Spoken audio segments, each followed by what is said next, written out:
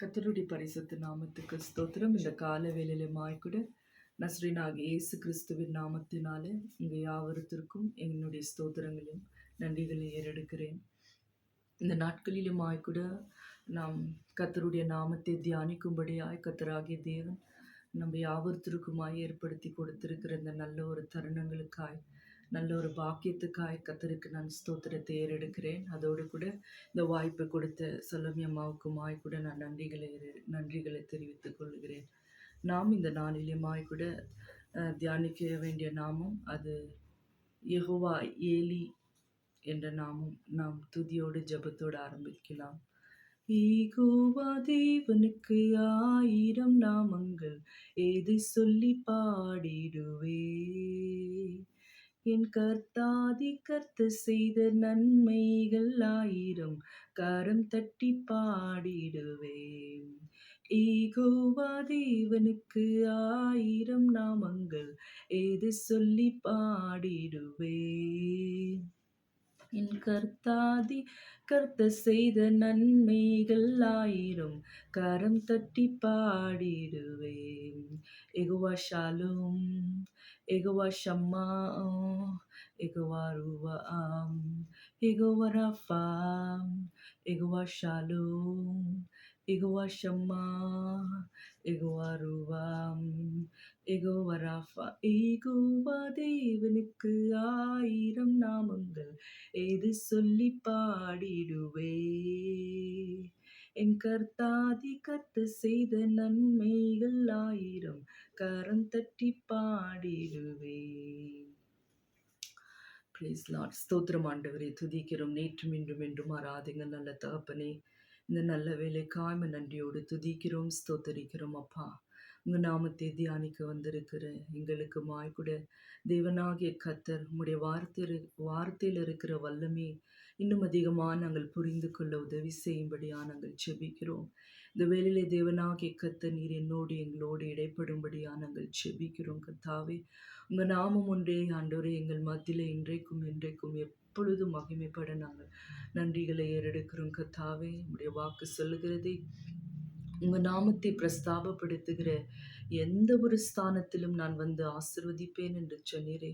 நீ ரொம்ப நல்ல தெய்வமாய் கூட இருக்கிறீர் ஆண்டவரே. உம்முடைய தெய்வத்தின் மகத்துவத்தை ஆண்டவரே நாங்கள் அறிந்து கொள்ள கர்த்தாவே எங்களுக்கு நீ கிருபை தந்து வழி நடத்த வேண்டுமா நாங்கள் ஜெபிக்கிறோம். இயேசுவின் மூலம் ஜெபத்தை ஏறெடுக்கிற நல்ல பிதாவே, ஆமென். நாம் இந்த வேளையிலே யெகோவா ஏலி என்ற நாமத்துக்கு அர்த்தம் த லார்ட் மை காட், கர்த்தர் என்னுடைய தேவன். அது வேதாகமத்திலே கூட சங்கீதங்களின் புஸ்தகம் 18ஆம் அதிகாரம் வசனங்கள் 2ஆம் வசனத்தை வாசிக்கலாம். கர்த்தர் என் கன்மலையும் என் கோட்டையும் என் இரட்சகரும் என் தேவனும் நான் நம்பியிருக்கும் என் துருகமும் என் கேடகமும் என் இரட்சண்ய கொம்பும் என் உயர்ந்த அடைக்கலமும் ஆனார்.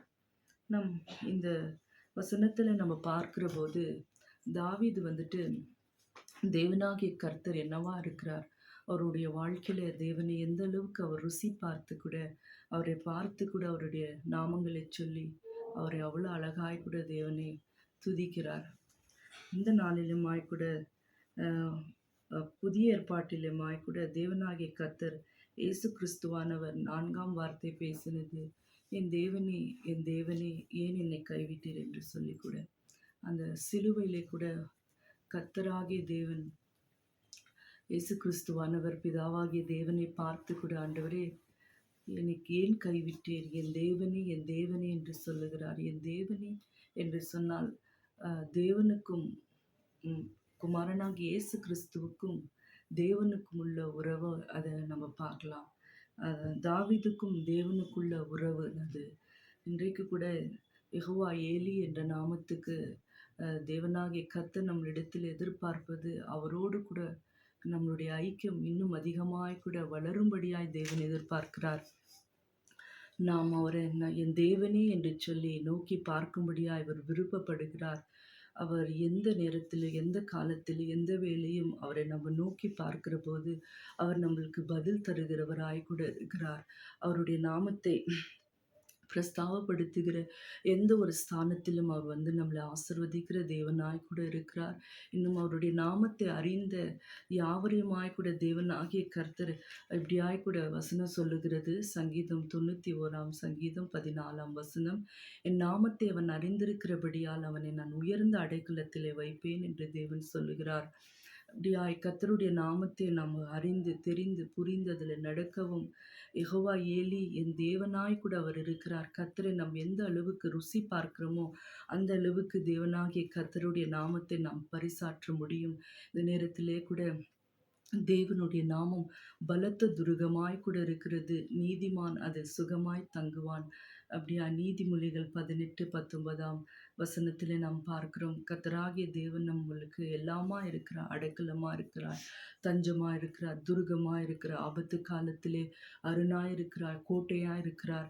கர்த்தரை நாம் நம்பவும் இன்னும் அதிகமாய் பற்றிக்கொண்டு வாழும்படியாய் கூட இந்த புதிய ஆண்டிலுமாய் கூட தேவனுடைய நாமத்துக்கு மகிமையா எல்லா நாமங்களை அதிகமாய் தியானித்து பெலன் அடையும்படியாய், சுகம் அடையும்படியாய், விடுதலை அடையும்படியாய், தீர்வு அடையும்படியாய் நம்போ தேவனுடைய நாமத்தை இன்னும் அதிகமாய் கூட அறிந்து கொள்ள வாஞ்சிக்கும்படியாய் கர்த்தர் நம்மளிடத்தில் அந்த வாஞ்சி எதிர்பார்க்கிறார்.